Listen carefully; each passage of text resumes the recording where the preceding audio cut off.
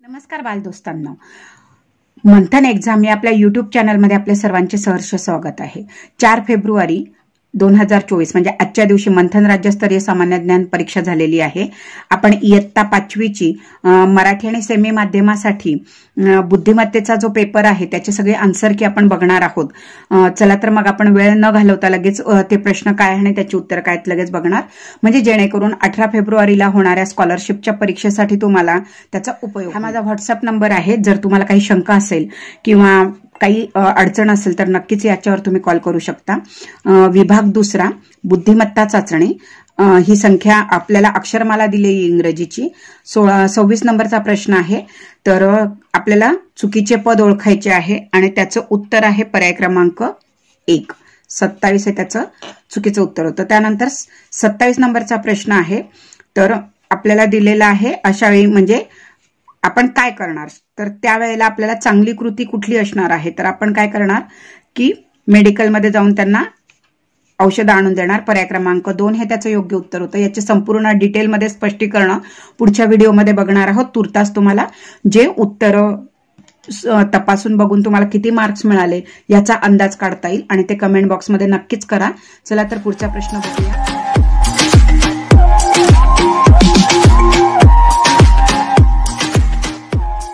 28 नंबरचा प्रश्न होता। तर एकूण जोडाक्षर आपल्याला विचारले आहेत। तर पर्याय क्रमांक 1, 6 त्याचं उत्तर आहे। त्यानंतर 29 ते 33 साठी आपल्याला सूचना दिलेली। 29 नंबरचा प्रश्न आहे। आपल्याला काही चांदोली वगैरे हे दिलेले आहेत आणि त्याचा पर्याय योग्य म्हणजे गटाशी जुळणारे पद ओळखायचं होतं। तर त्याचं योग्य उत्तर आहे ताडोबा, म्हणजे पर्याय क्रमांक 1। त्यानंतर तिसरा प्रश्न आहे। तर याचं योग्य आपल्याला उत्तर दिलेलं आहे। तर समीर आणि वायू म्हणजेच ब आणि क असा पर्याय कुठे आहे, ब आणि क पर्याय क्रमांक 3 मध्ये, म्हणून योग्य उत्तर आहे पर्याय क्रमांक 3। 31 नंबरची आपल्याला संख्या मला पूर्ण करायची होती, म्हणजे गटाशी जुळणारं पद आपल्याला निवडायचं होतं आणि त्याचं योग्य उत्तर आहे पर्याय क्रमांक 4। त्यानंतर 32 नंबरचा प्रश्न आहे। इथे पण आपल्याला गटाशी जुळणारा पद निवडायचं होतं, ते आहे पर्याय क्रमांक 2।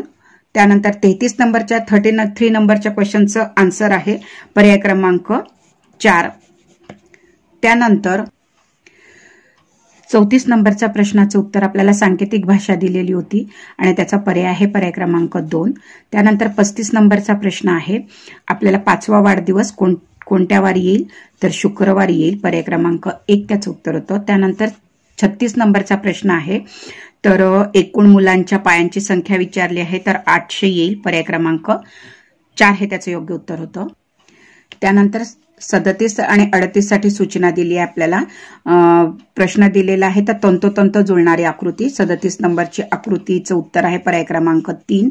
त्यानंतर 38 नंबरच्या प्रश्नाचं उत्तर आहे पर्याय क्रमांक 2। त्यानंतर 39 नंबरचं आहे, आपल्याला सांकेतिक भाषा दिली होती। ऑन या शब्दासाठी आपल्याला उत्तर मिळालेलं आहे पर्याय क्रमांक 1। कसं आलंय ते लगेच मी स्पष्टीकरण सांगणारच आहे, तत्पूर्वी फक्त तुम्ही तुमची उत्तरं चेक करा। त्यानंतर 40 नंबरचा प्रश्न आहे। आपल्याला मुलाचे वय विचारलं आहे, तर मुलाचे वय 12 वर्ष येतं, पर्याय क्रमांक 4 त्याचं योग्य उत्तर होतं। त्यानंतर 41 नंबर आपल्याला व्हेन आकृती दिली आहे आणि आपल्याला एकत्र अंकांची बेरीज दिली आहे, पर्याय क्रमांक 1। 34 त्याचं उत्तर येतं। त्यानंतर 42 ते 43 साठीची सूचना दिलेली आहे आपल्याला। तर संख्या मला प्रश्नचिन्हाच्या जागी येणारा पर्याय निवडायचा होता, तर त्याचं उत्तर आहे पर्याय क्रमांक 4, 99। त्यानंतर 43 नंबरचा प्रश्न आहे, त्याचं उत्तर आहे पर्याय क्रमांक 2। त्यानंतर 44 नंबरचा आहे, आपल्याला अक्षरमाला दिलेली आहे आणि यावरून आपल्याला काय करायचं आहे की प्राण्यांचं नाव सांगायचं आहे।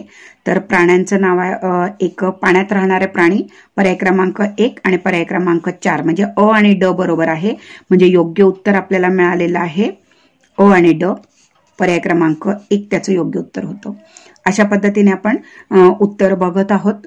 जर तुम्हाला हा व्हिडिओ आवडला तर नक्की शेअर करा, तुमचे मार्क कमेंट बॉक्समध्ये नक्कीच कमेंट करा। चला तर आपण पुढचा प्रश्न बघूया।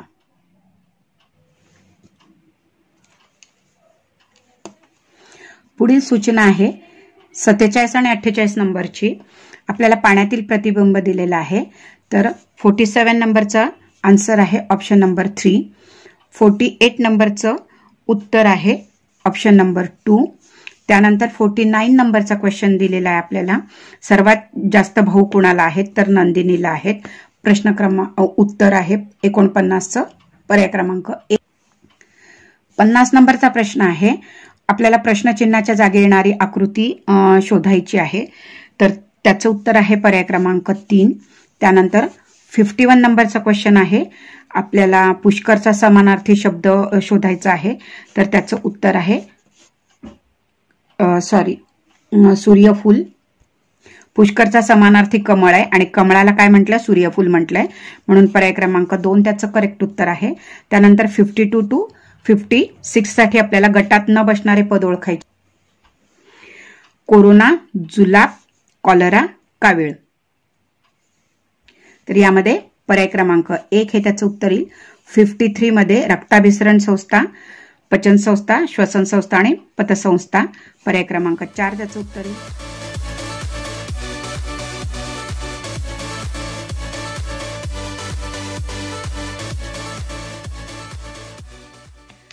प्रश्न क्रमांक 45 बघा. आपल्याला ह्याप्रमाणे प्रश्नचिन्हाच्या जागी आपल्याला उत्तर शोधायचं होतं आणि त्याचं योग्य उत्तर आहे पर्याय क्रमांक 3.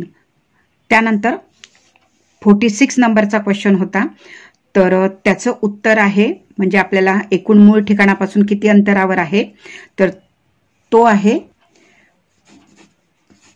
पर्याय क्रमांक 2 म्हणजे 13.5 किलोमीटर अंतरावर असणार आहे मूळ स्थानापासून. त्यानंतरचा पुढचा प्रश्न आपण लगेच बघूया. त्यानंतर 55 नंबरचा प्रश्न आहे. तर यामध्ये गटात न जुळणारा पर्याय येतो, पर्याय क्रमांक 3. त्यानंतर 56 नंबरचा क्वेश्चन आहे. यामध्ये पर्याय क्रमांक 3 हे त्याचं योग्य उत्तर आहे. 57 आणि 8 साठी आपल्याला सूचना दिली आहे, सांकेतिक भाषा दिलाय.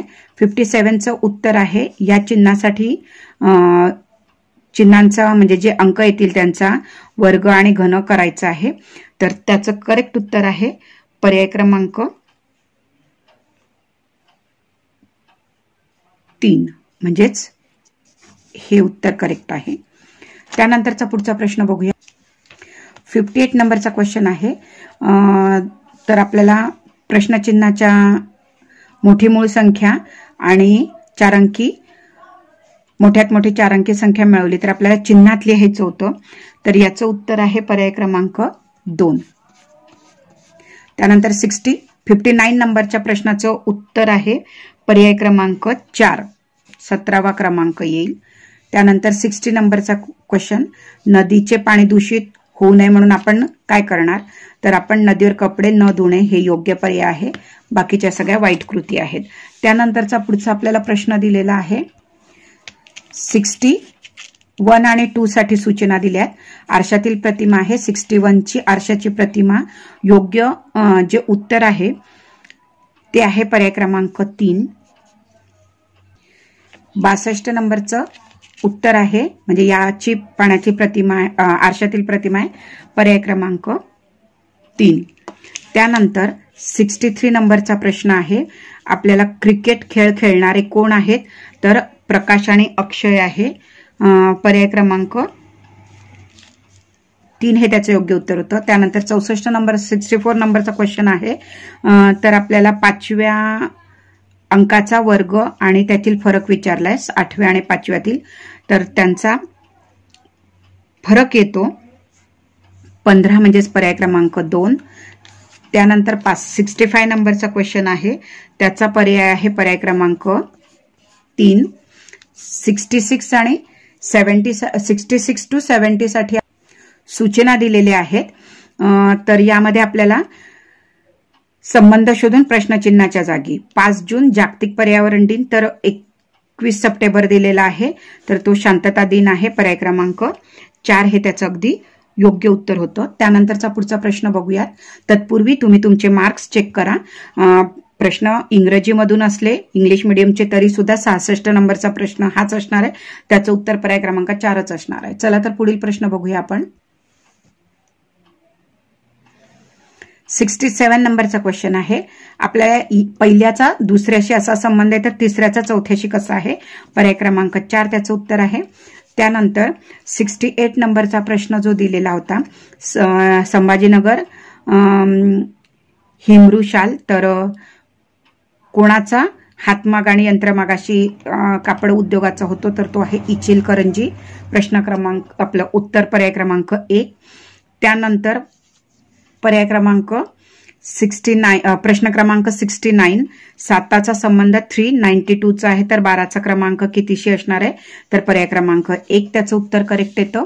कसं येतं ते डिटेलमध्ये आपण लॉजिकने बघणारच आहोत, पण सध्या तुमचं उत्तर चेक करा की तुम्ही किती बरोबर सोडवलंय. त्यानंतर 70 नंबरचा प्रश्न जो होता त्याचं उत्तर आहे पर्याय क्रमांक 1 हे त्याचं योग्य उत्तर होतं.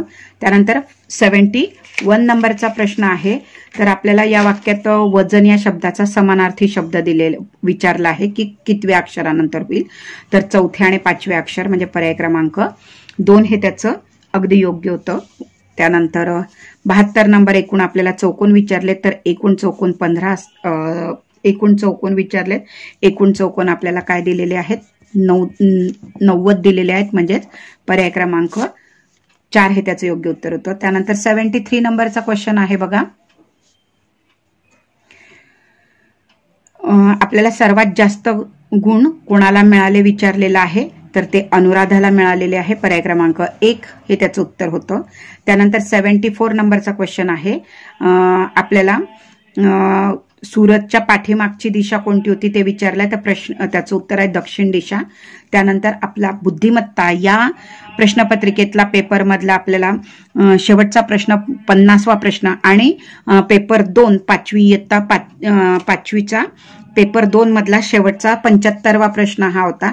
प्रत्येक 4 दराने आपल्याला विचारलेला आहे.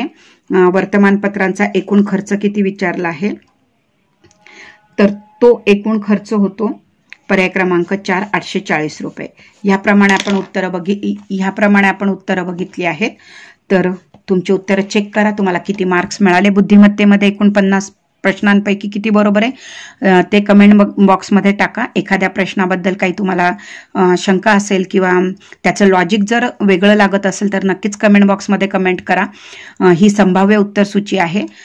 चला तर पुढचा पेपर इंग्रजीचा बघायचा असेल तर पूर्वी तुम्ही जर गणित मराठीची जर उत्तरसूची बघितली नसेल तर त्याची लिंक डिस्क्रिप्शन बॉक्समध्ये दिलेली आहे, तर ती नक्कीच तुम्ही त्यानुसार चेक करू किती मार्क्स पडतात एकूण हे काढू शकतात. तुमच्या रिझल्टसाठी wish you all the best. चला आपण पुढच्या व्हिडिओमध्ये नक्कीच भेटूया.